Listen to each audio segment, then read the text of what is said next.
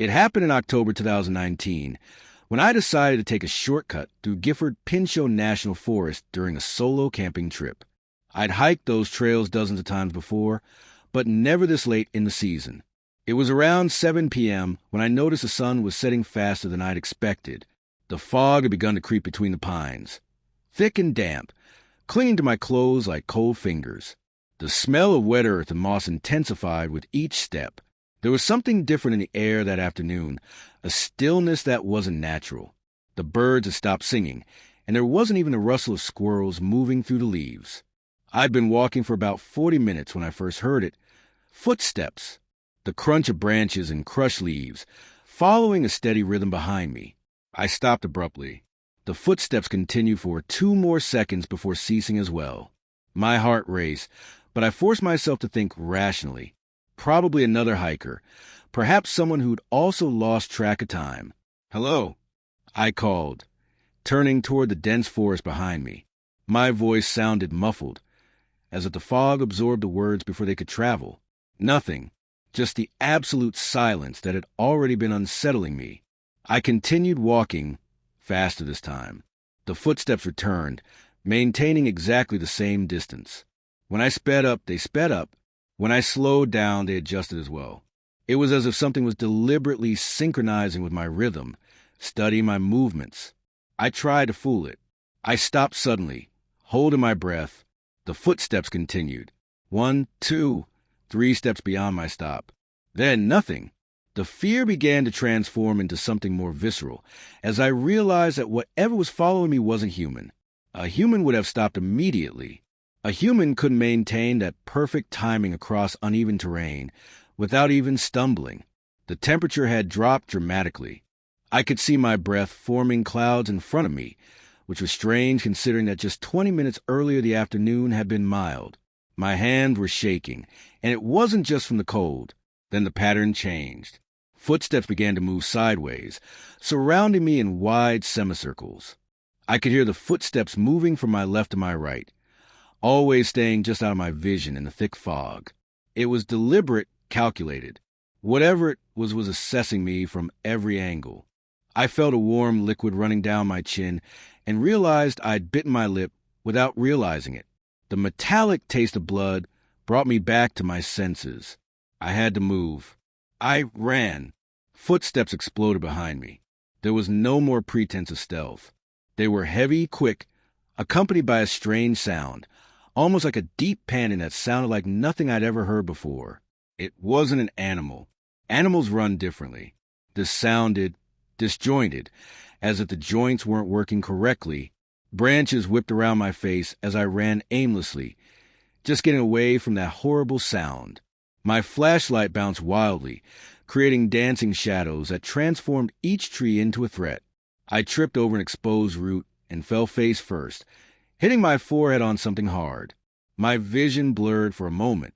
When I looked up, wiping the blood from my eyes, I saw him. About 20 meters away, barely visible through the fog, was a silhouette. It was tall, too tall, and stood completely motionless between 2 pines. The shape was vaguely humanoid, but the proportions were completely off. The arms hung too long. The head seemed to be tilted at an angle that would make anyone's neck break. He had no visible eyes, but I knew he was watching me. I could feel the weight of his attention, like physical pressure on my chest. Every survival instinct I possessed screamed at me to run, but I was paralyzed, rooted to the ground by a terror so absolute it shut down all motor function. Then he did something that still wakes me up sweating at night. He tilted his head to the other side, slowly, in a mechanical and unnatural movement, and he took a step forward. That broke the spell. I jumped up and ran like I'd never run in my life. I don't know how long I was running. It could have been 5 minutes or an hour. Everything became a blur of panic and adrenaline until I saw lights through the trees. A highway. Civilization. I staggered out of the woods, directly in front of a car that had to brake abruptly. The couple inside stared at me in terror, probably thinking I was a lunatic. I was covered in blood, scratches and mud, panting incoherently about something in the woods.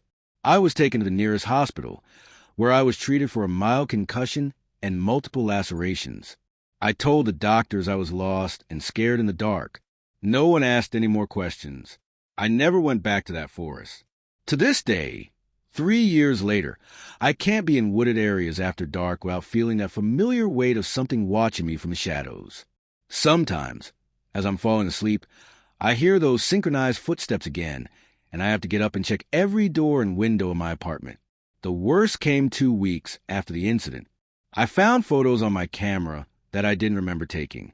Photos of me walking through the woods that day, taken from angles that would have required someone to be walking behind me. In each one, there's a blurry shadow at the edge of the frame that doesn't match any tree or rock. I destroyed the memory card, but I still remember the images. When I researched Gifford-Pinchot National Forest after hearing this story, I found at least 12 reports from hikers describing similar experiences between 2015 and 2020. All mentioned the synchronized footsteps. None could explain what caused them.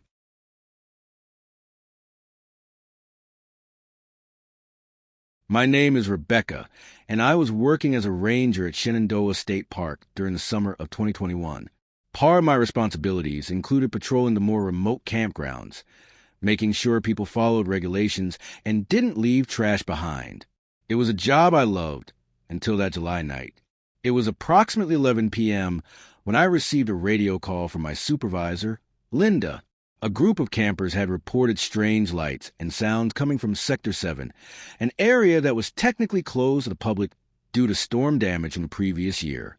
Downed trees had made the terrain treacherous, and all entrances had clear "No trespassing" signs. Probably teenagers trying to start an illegal bonfire, Linda said with an audible sigh. "Can you go check it out and get them out of there before they get hurt?" I agreed, though something in my stomach twisted uncomfortably. There was something about Sector 7 that had always made me nervous, even before the lockdown. The trees grew denser there, and sunlight never seemed to fully penetrate the canopy. Animals avoided it, too. On my patrols, I'd never seen deer or coyotes stray into that particular section of the forest. I took my truck as far as I could along the deteriorated trail before having to continue on foot. The moon was almost full that night, providing enough light to navigate without constantly needing my flashlight. The air was thick and humid, laden with the sweet smell of rotting vegetation. As I walked, I began to notice that the silence was absolute. No crickets, no frogs, no distant hooting of owls that normally filled summer nights. Just my own footsteps crunching on the dead leaves and my increasingly labored breathing. Then I saw the light. It wasn't the orange glow of a campfire, but something paler, more blue.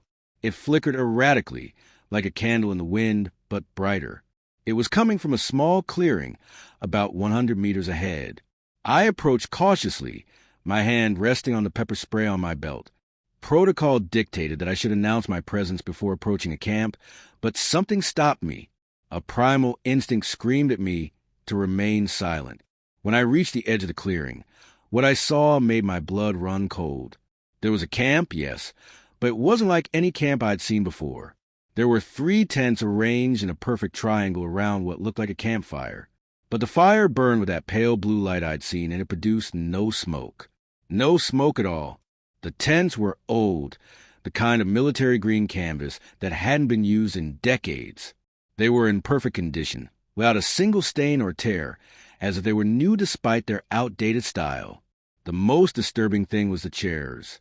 3 folding chairs were placed around the fire, and on each one there were, I don't know how to describe it, lumps, shapes wrapped in gray blankets that could have been people sitting, except they weren't moving. You couldn't even see the rise and fall of breathing. Fear gripped me, but it was my job to investigate. "Hello?" I called, my voice thin and shaky. "This is Ranger Crawford. This area is closed to public. You need to pack up and—" The figures didn't respond. They didn't move an inch. The blue fire flickered and crackled, but it produced no heat. Even from 10 meters away, I could feel that the air around the camp was frigid, the complete opposite of the stifling heat of the July night. I took a step into the clearing, and something crunched under my boot. I looked down and almost screamed. I was stepping on an old military dog tag, corroded and stained. The name was illegible, but the date was clear enough, 1952. My flashlight chose that moment to flicker and go out completely. I pounded on the side desperately, and when it finally came back on, the figures in the chairs had changed. They were still wrapped, still motionless, but now they were all facing me. I could feel invisible eyes boring into me from under those blankets. A voice emerged from the camp, not from any particular figure, but as if emerging from thin air itself. It was a harsh whisper, multiple voices speaking out of sync. Join us. The fire is hot. The night is long. Every fiber of my being rejected that invitation. I backed away slowly, keeping my flashlight fixed on those silent forms. None of them moved, but I felt the air growing thicker, harder to breathe, as if something were squeezing my chest. The sector is closed. I whispered to the figures again, and this time there was something horrible in the tone. Something hungry. Always has been, always will be, but the fire remains. That was enough. I turned and ran, caring nothing for protocol or my duty. Branches whipped at me as I ran through the dark forest, my flashlight bouncing wildly. Behind me, I heard a sound that still haunts me. Laughter, multiple voices laughing in that horrible, out-of-sync harmony. I didn't stop until I reached my truck. My hands were shaking so much I could barely get the key into the ignition. I called Linda on the radio and told her I'd checked the area. No one was there. Probably a false report. My voice sounded strangely calm, as if I were out of my body. I didn't sleep that night. The next day, I asked to review the park's historical archives. What I found made me resign 2 days later. In 1952, a group of 3 soldiers from Fort Belvoir had obtained permission to camp in what was now Sector 7. They never returned. An exhaustive search found their camp intact, the tents, the chairs, everything in place. But the soldiers had simply vanished. The case was never solved. The exact location of their camp was marked on old maps. It matches exactly the clearing where I saw those figures. To this day, I can't look at a campfire without feeling that unnatural chill. And sometimes, on quiet nights, I hear those whispering voices. Join us! The fire is warm. Shenandoah State Park's Sector 7 remains closed. Officially, it's due to storm damage. But if you check patrol records from recent years, you'll notice that no ranger has reported entering that area after dark since the summer of 2021.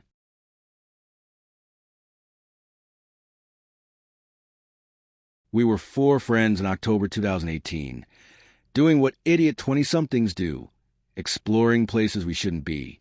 Tyler had found references online to an abandoned logging road in northern Maine that supposedly led to the ruins of a 19th century logging colony. It sounded perfect for our Halloween weekend trip. The road didn't appear on any modern GPS. We had to use a 1987 topographic map Tyler had bought at a thrift store to find it. That should have been our first warning sign. We arrived around 4 p.m., and the road immediately felt wrong.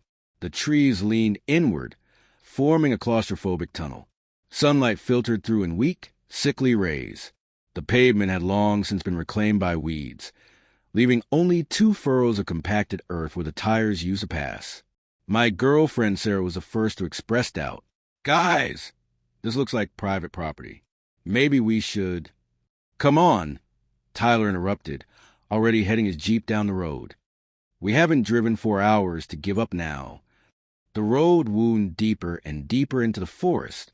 After 20 minutes of slow, careful driving, something changed. The temperature dropped noticeably and the smell... God, the smell was horrible. Like rotten meat mixed with something chemical, almost medicinal. Does anyone else smell that?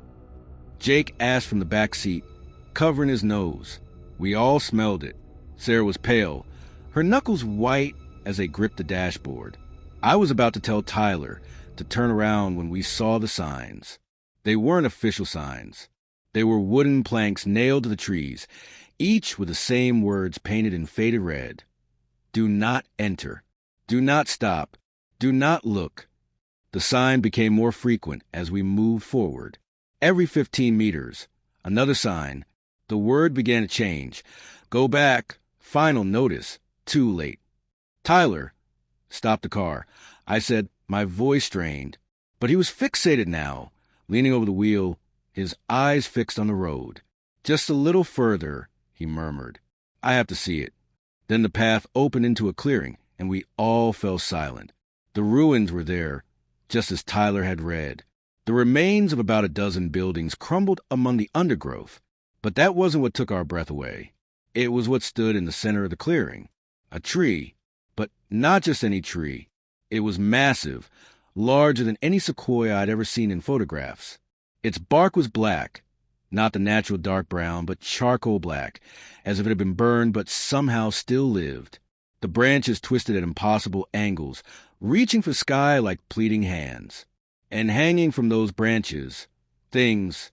I can't describe them properly because my brain refused to fully process them. They were vaguely humanoid, but poorly proportioned, with limbs that hung in all the wrong directions. They were wrapped in something that might have been cloth a long time ago, now rotted and fused with whatever was underneath. "Dolls," Jake whispered. "They're just dolls. Someone hung them up to scare people." But as he said this, one of them moved. Just a twitch of what might have been an arm. There was no wind. Nothing could have made it move except... Sarah shouted. She was pointing at the ground around the tree. What I'd taken for shadows was actually dark, mottled earth, forming a perfect circle around the trunk. And in that earth, growing in dense clusters, were pale mushrooms that glowed faintly in the fading light. Tyler turned off the engine. I don't know why he did it.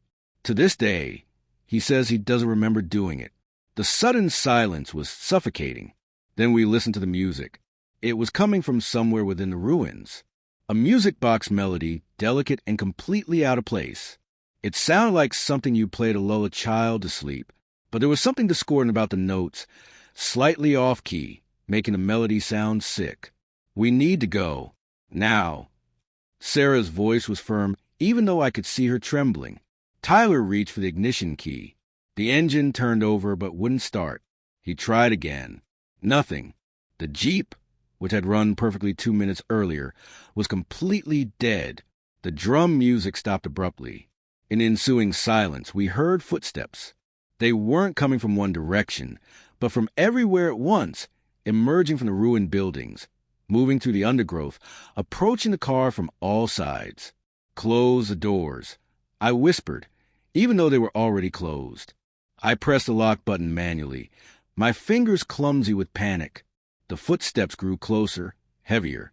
Whatever was approaching wasn't trying to be stealthy. Then we saw it. A figure emerged from the nearest building. It walked as if every joint were broken, a staggering, uneven gait no human could replicate. It wore what might have been work overalls decades ago, now rotten and covered in that same pale, shiny mold. Where his face should have been, there was only darkness. No shadow. Darkness. A void that seemed to absorb the light around it. Jake was sobbing now, repeating, "This isn't real," over and over like a mantra. More figures emerged from the ruins. 5, 10, too many to count. All with that broken gait. All with that emptiness instead of faces. They moved toward the car, surrounding us. Tyler was frantically turning the key, pressing the gas pedal, banging on the dashboard. Sarah was praying softly. I was frozen, watching those things get closer and closer. One of them put her hand against the window on my side. Her fingers were too long, with too many joints. She left an oily black stain on the glass that dripped like thick blood. Then, as suddenly as it had died, the engine roared back to life. Tyler didn't wait. He hit the gas, and the Jeep leaped forward, slamming straight into one of the figures. There was no impact. The thing just dispersed like smoke before forming in the rearview mirror as we sped away. We drove in silence, except for Jake sobbing. We didn't speak until we were back on the main highway, surrounded by lights, other cars, and normalcy. We never reported what we saw. Who would have believed us? But we all bear the scars. Tyler developed a severe anxiety disorder. Jake moved to Houston and refuses to visit any place with trees. Sarah and I broke up 6 months later. She said she couldn't look at me without remembering. I tried to return a year later, during the day, with 2 different friends. We couldn't find the trail. It was just gone. There was no entrance, no markers on the trees. Nothing. The The historical maps Tyler had used were gone from his collection as well. But I have a photo. A single photo Sarah took before things turned bad. It's out of focus, taken through the Jeep window. As we approach the clearing, you can see the black tree. You can see the things hanging from its branches. And if you look closely, in the background, you can see figures standing among the ruins. Only this photo was taken before we saw any figures. They were there the whole time, waiting. I have attempted to verify the existence of this logging colony in Maine historical records. County archives show a logging community operating between 1867 and 1891 in the general area described. In 1891, all the workers disappeared overnight. Investigation concluded that the community had simply been abandoned, but a local newspaper from the time briefly mentions that rescuers refused to remain on the site after dark. No reason is given. If you had an inexplicable encounter in the woods, or know someone who has, share your story in the comments. Some places don't want to be found. Some things don't want to be seen. And some forests never let go of those who venture too deep